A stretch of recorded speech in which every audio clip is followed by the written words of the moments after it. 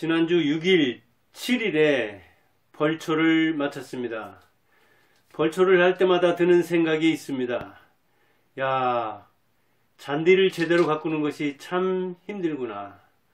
벌초는 증조, 조부모, 그리고 아버지 산소까지 숙부와 저 동생 둘, 그리고 팔촌 이렇게 세 곳을 다니는데 이제 벌초를 하는 곳마다 잔디가 잘 가꿔져 있으면 좋은데 그게 그렇지 않더라고요. 정말 잔디는 까다롭다 하는 생각이 듭니다.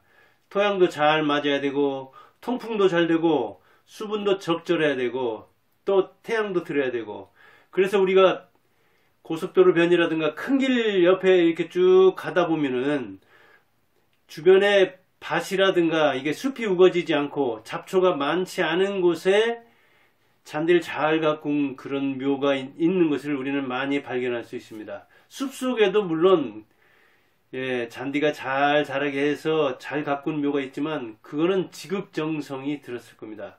들판에 있는 묘도 마찬가지입니다. 역시 관리인을 둔다든가 아니면 수시로 1년에 몇 번씩 그 잡초를 메고 또 제조도 주고 이렇게 관리를 하지 않으면 잡초라는 게 정말 까다롭고 나약해서 잔디가 잡초한테 당하지를 못하더라고요.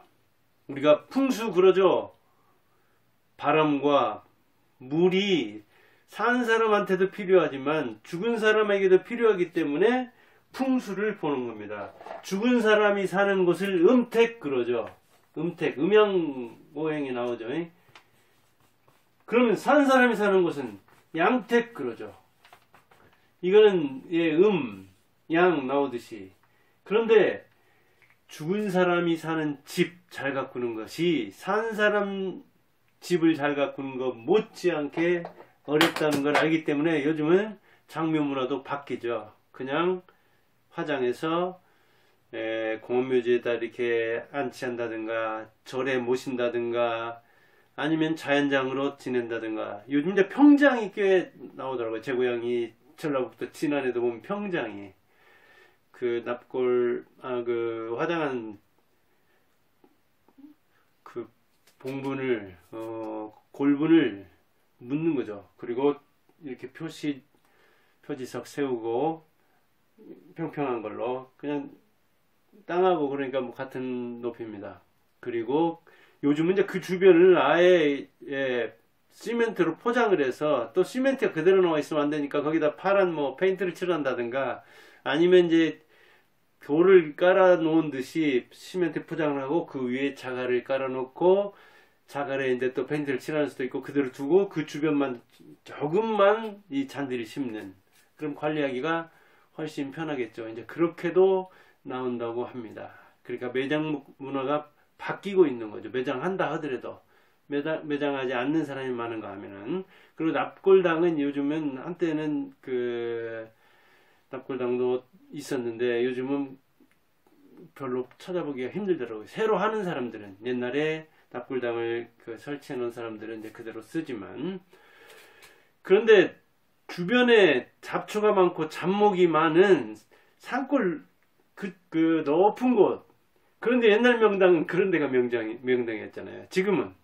가깝고 큰 길 옆에 있는 곳, 그곳이 명당이죠. 근데 옛날 사람들은 명당 지금 찾아가려면은 옛날 써놓은 그 묘, 산길이 없어진 경우도 있어가지고 정말 지금 우리 같은 60대나 70대들처럼 이제 자기 아버지나 아니면 할아버지 정도 있어서 이장하기는 또 그렇고 거기에 가서 벌초를 하긴 하지만, 그런 그 외딴 곳에 있는 옛날에 명당이라고 해서 써놓은 곳일수록 잡목이 우거지고 잡초가 우거져가지고 잔디는 찾아보기도 힘든데, 그렇다면 이제 잔디를 사서 정말 자기가 지고 가거나 일꾼을 사서 거기까지 지고 가거나 아니면 잔디 씨를 뿌리든지 그래야 되는데, 역시 잡목과 잡초가 우거져서 이것 억새풀이나 띠풀 같은 거 없애는 게 쉬운 일이 아니더라고요.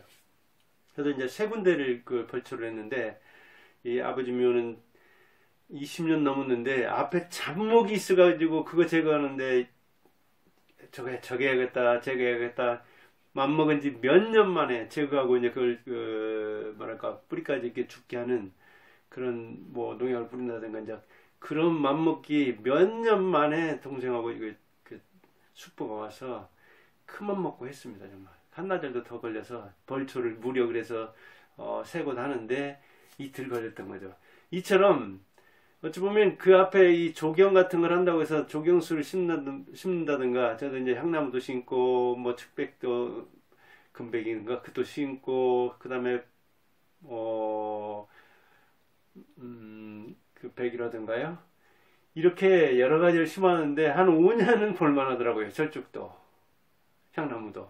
근데 10년가 20년가 하니까 이게 세력도 클 뿐만 아니라 그 앞에 또 본래 뭐 당나무라든가 뽕나무 같은 것까지 있어가지고 이게 우거지니까 답답도 하고 또 이렇게 막 그 당나무 같은 것은 뿌리로 번식을 하는지 안 되겠더라고요. 그래서 올해 그렇게 했는데 아무튼 조경수를 심고 또 이 성물 같은 거 많고 비석을 한다든가 상석을 한다든가 그 봉분도 이렇게 그 사각이나 이렇게 둥글게 돌로 두르잖아요. 그런 다음에 이렇게 봉분을 하면은 정말 봉분의 잔디가 자라기가 힘들더라고요.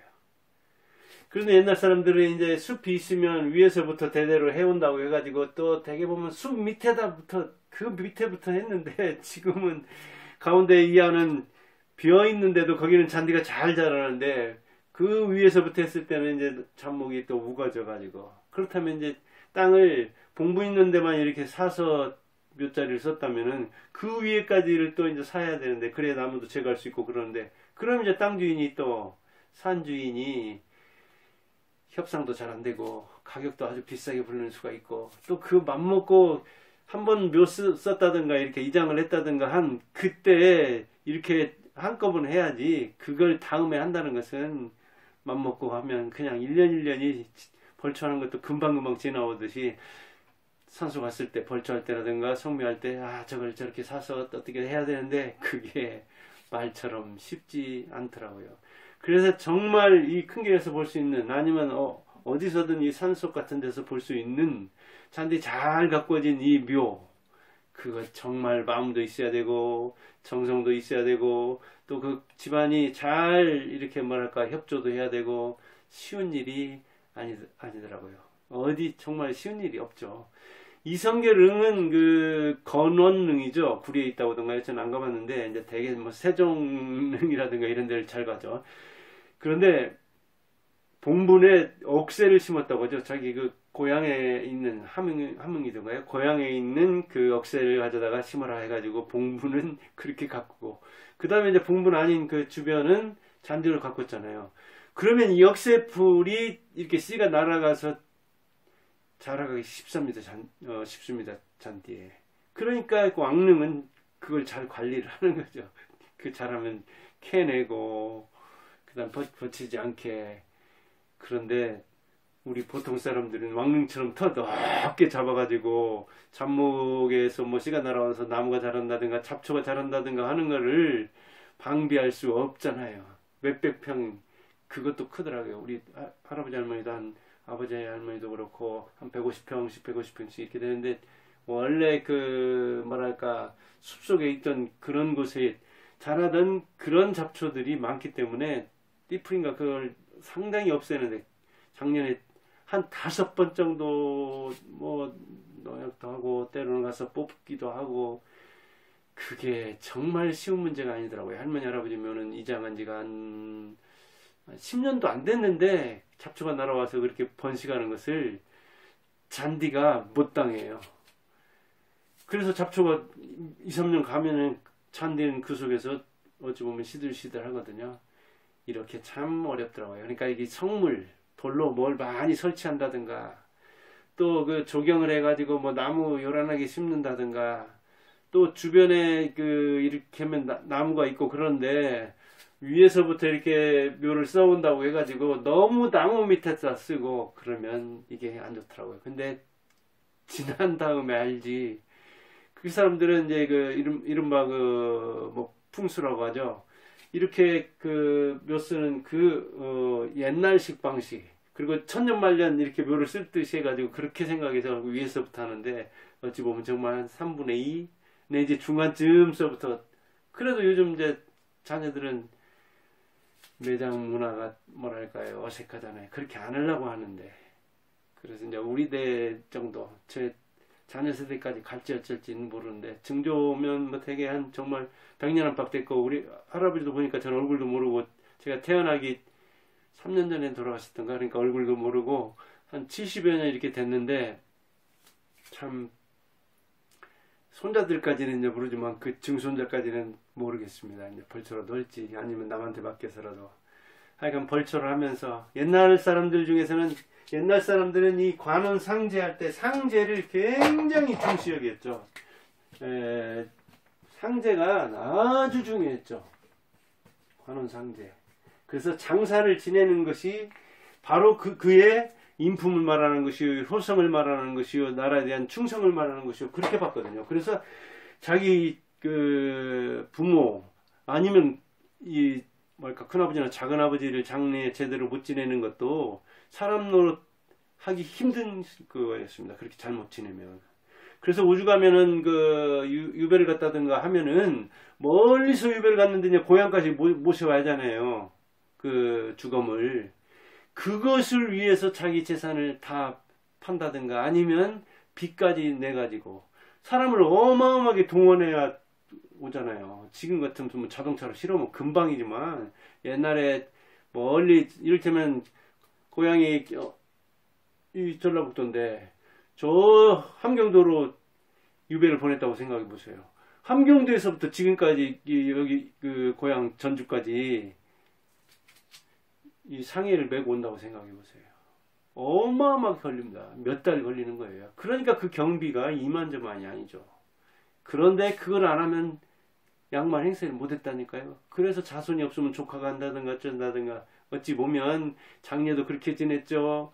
그 다음에 그 장례 지낸 다음에 심여살이라고 3년 했어야 되죠. 제사 모셔야 되죠. 제사도 4대까지 뭐 5대까지 모시면 뭐 다달이 돌아올 거요. 지금도 그런 문화가 이제 있는 곳은 있죠. 경상도 안동 뭐 지역이라든가 이런 데가 그런 풍토가 전국적으로 보면 좀 강한 셈인데, 전라도라고 뭐 그렇지 않은 측면이 없죠. 전라도도 역시 뭐 그런 사람은 그러기는 한데, 아무튼 그런 어떤 전통을 그대로 그 제사까지 지내는 사람들은 정신 못 차리죠. 정말 1년에 부모님 생일, 그 다음에 설, 추석 이런 때 가는 것만도 서너 번, 그 다음에 이제 그 친척 대사가 있으면은 그렇게 해서 대여섯 번 움직이는 것도 거창한데 제사라도 대번 있어 보세요. 그러면 한 달에 한 번씩 가야잖아요. 이게 요즘 젊은 사람들 개념으로서는. 그래서 제사 같은 거, 그런 것 때문에 그 뭐랄까 부부 갈등하는 수도 많고 그러잖아요. 그래서 하여간 벌초를 하고 이런저런 생각이 들었는데, 한 가지만 말하자면 정말 자기 그 조상의 묘를 잔디로 잘 가꾸는 거, 이거 보통 일이 아니더라 하는 생각을, 제가 나이 들수록 이 벌초할 때가 굉장히 빨리빨리 돌아오는데 그런 생각이 들더라고요. 그래서 한번 제 주변 이야기를 통해서 이야기해 봤습니다. 감사합니다.